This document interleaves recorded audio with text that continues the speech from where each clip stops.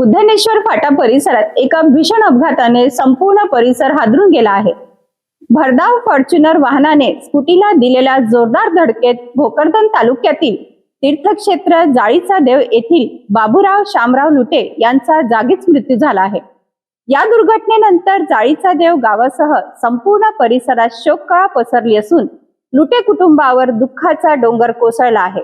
नेमका हा अपघात कसा घडला पाहूया हा सविस्तर रिपोर्ट। रविवारी रात्री अजिंठा ते बुलढाणा राष्ट्रीय महामार्गावरील बुद्धनेश्वर फाट्याजवळ हा भीषण अपघात घडला। मिळालेल्या माहितीनुसार बाबूराव शामराव लुटे हे नेहमीप्रमाणे आपल्या शेताकडे स्कूटीवरून जात होते। त्याच वेळी बुलढाण्याकडे भरधाव वेगाने येणाऱ्या MH43 CM 003 क्रमांकाच्या फॉर्च्युनर वाहनाने त्यांच्या स्कूटीला जोरदार धडक दिली। धडक इतकी भीषण होती की बाबूराव लुटे अनेक फूट दूर फेकले गेले। डोक्याला आणि शरीराच्या विविध भागांना गंभीर दुखापत झाल्याने त्यांचा घटनास्थळीच मृत्यू झाला।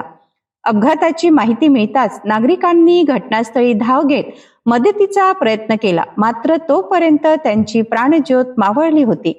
घटनेची माहिती मिळताच धाड पोलीस स्टेशनचे अधिकारी घटनास्थळी दाखल झाले। सहाय्यक पोलीस निरीक्षक प्रताप बोस यांच्या मार्गदर्शनाखाली जमादार रवींद्र चव्हाण आणि भगवान खमाटे यांनी पंचनामा करून तपास सुरू केला आहे। दरम्यान संबंधित वाहन चालकांविरोधात कठोर कारवाईची मागणी होत आहे।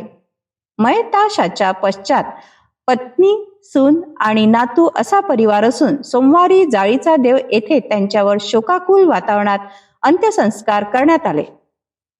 बुद्धनेश्वर फाटा येथे झालेल्या या भीषण अपघाताने पुन्हा एकदा भरधाव वाहनांच्या बेफाम वेगाचा प्रश्न ऐरणीवर आला आहे। एका निष्पाप शेतकऱ्याचा जीव घेणाऱ्या या घटनेमुळे संपूर्ण परिसरात हळहळ व्यक्त होत असून दोषींवर कठोर कारवाईची मागणी जोर धरत आहे।